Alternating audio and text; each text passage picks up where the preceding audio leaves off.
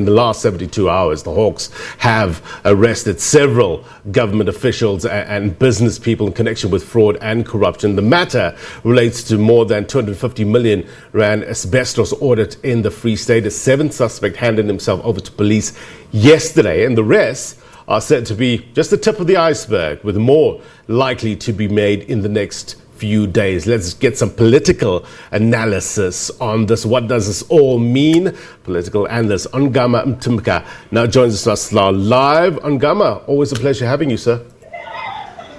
Good morning, Blaine. Thank you. Good morning to your viewers too. All right, one of the questions that we're asking our viewer, Ongama, is that with all this arrest happening in the month of September, we did hear reportedly that Hermione Cronje did say that we can expect some of these arrests in the month of September.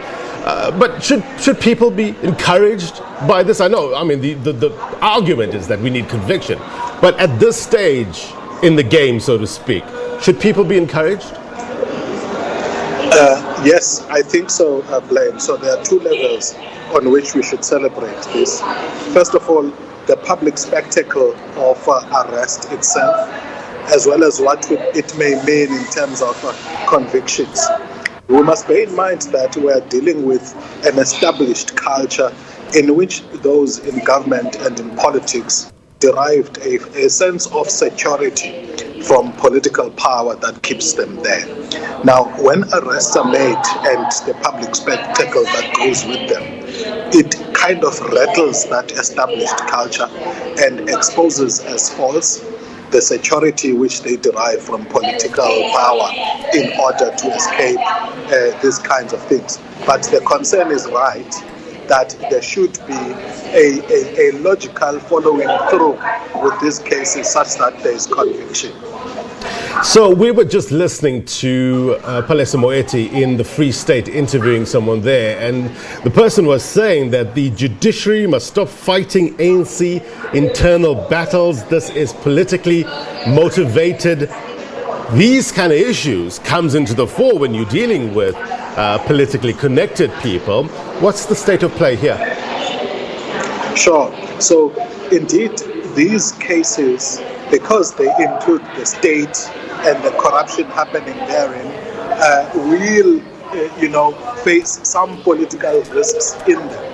But I quite liked what I think it was Hangwani Mulaudzi was saying, if it wasn't case of Kanyako actually, that it's important to bear in mind that while the SIU and the Hawks are led by allegations when they conduct their investigations, the outcomes thereof are evidence-based, and they are making that distinction.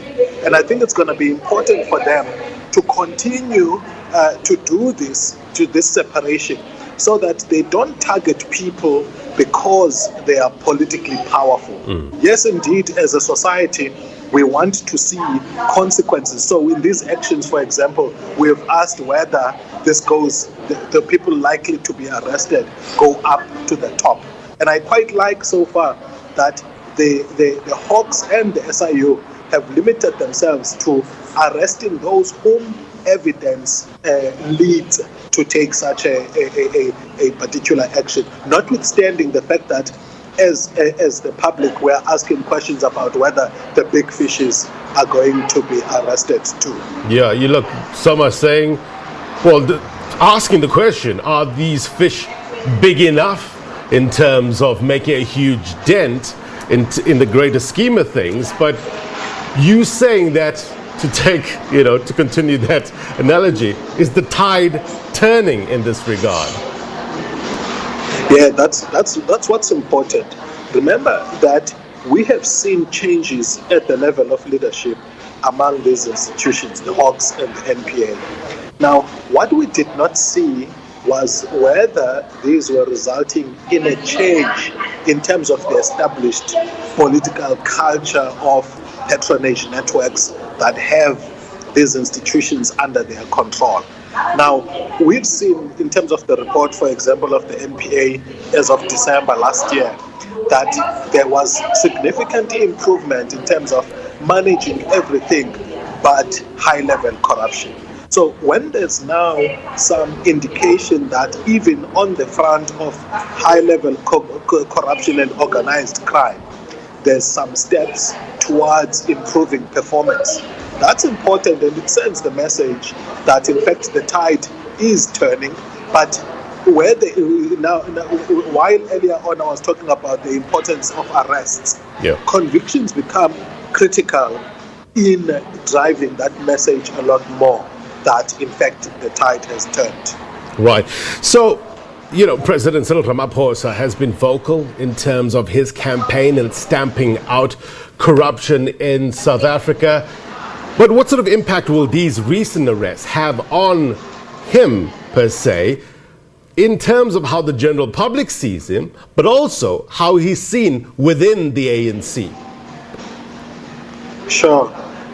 I think I said when President Ramaphosa came into power that he had to make a choice as to whether he wants to be remembered in history as a lame duck president who held together a broken party under false pretenses that it was going to, mend and do so in a way that compromises institution building in South Africa.